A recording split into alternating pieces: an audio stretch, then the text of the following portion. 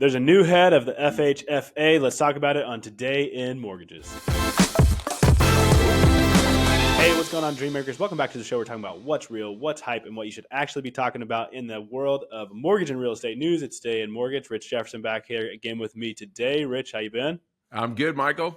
Well, we'll just jump straight into it today. We have an article from Investopedia, but there's several out there kind of outlining the same thing. We got a new Senate confirmation on the FHFA. Tell me who that is and what that looks like. It's one of President Trump's big donors, Bill Pulte. So he's coming in hot. He's got some priorities. So let's see what he accomplishes. Let's talk about some of those priorities, Rich. So right off the bat, what are some of the things that has already been put out there as maybe potential policy changes that this guy wants to make?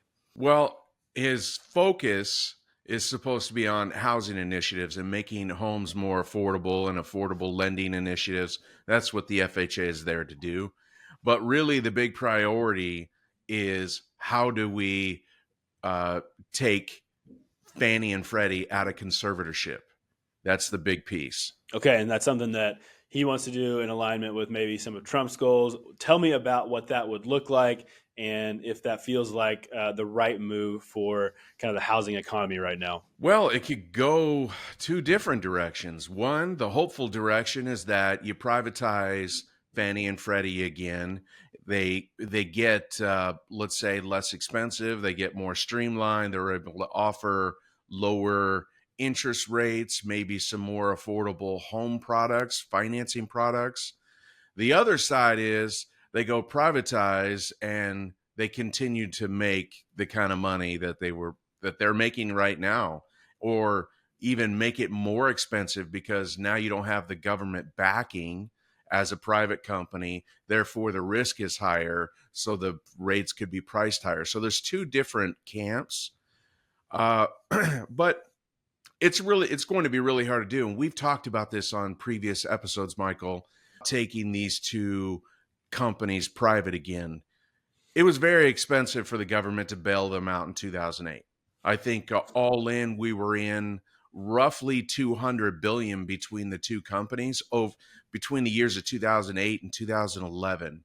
Since then, they've made about $400 billion.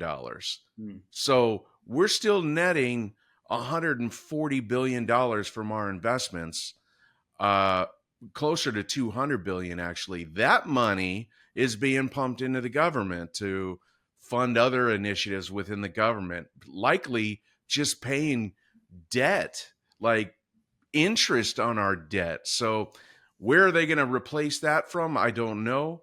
We're talking about DOGE making up some big cuts, but even their big cuts, that's just not that much when you consider the entire budget. So we'll see where this goes for sure. Yeah, it's one of those things we're seeing kind of across the board is when you make cuts, but you also cut revenue, the seems kind of balance out. It's hard to get everything balanced like they want it to be, and we'll have to see what happens with that. But anything else that we know about this Bill Pulte guy or anything that we should be talking about or paying attention to here? Well, he's a pretty wealthy businessman. He's done well in his life, and I think his initiatives are really to focus on fraud and abuse in that particular department, which would be great. But also, they're claiming not to be prioritizing the privatization of Fannie and Freddie, but that's been out there for a long time, so that's likely going to be the focus. And so we'll see where we go from here. I think probably pretty good that they go private. It's just there'll be a period of, uncertainty, this big word we're talking about, and they're going to have to adapt to the private market again. They've been backed by the government for a long time now, since 2008. So get them back on. I mean, they are good companies, very profitable companies. So I'd like to see them get back into the private market. Rich, when we talk about privatization of these companies and we kind of talk about housing in general, you mentioned 2008 a couple of times. What are kind of the guardrails that are in place now that weren't in place then that we don't have to necessarily, or should we fear a similar situation where these private companies can do things that might not play out well long term. Yeah, well, Dodd-Frank in 2010 kind of rolled out a lot of guardrails for lenders and investors. So that's going to help a little bit. But as we start to deregulate, that may open up some lanes for them. So we'll see. I think they're both two great companies. I think that they're going to do well.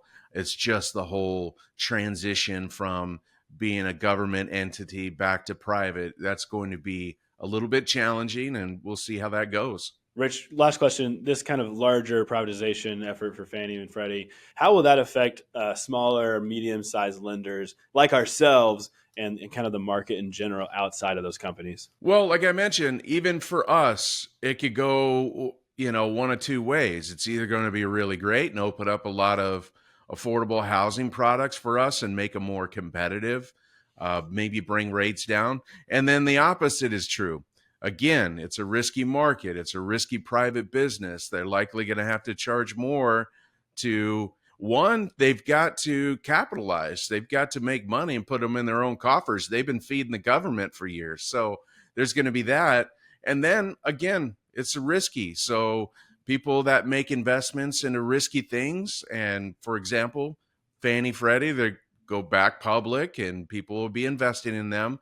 They're going to want a return. And the riskier the product that you invest in, the higher the return you expect. So in that should maybe be higher interest rates. I mean, the government has added so many fees and little loan level price adjustments over the years that it's set up to be a cash cow for them as a private company. But let's see if they decide, do we really need all those fees that the government was putting on? Because, once a fee is applied, it's really hard to pull it away. That's Sure. profit. So again, there's a lot to be seen, and we'll just see how this goes. I'm excited to see either way. Okay, Rich. Well, it sounds like it's going to be an interesting thing to watch, so we'll definitely be doing that. Rich, before we sign off today, any final words you want to say on this or anything else? Hey, Network Funding is hiring. So if you're interested and want to take a free look inside the network, please reach out. Let us know. We'll have a confidential call together, and I'll show you all about the company. So reach out. Yeah, lots of great things happening inside the network. So if you're interested in learning more about that, click the Grow link below or reach out to Rich directly. And we'll continue to be tracking this and other stories here on the show. So like and subscribe wherever you're watching or listening to this. We appreciate you guys. Appreciate you, Rich. And we'll see you next time on Today in Mortgages.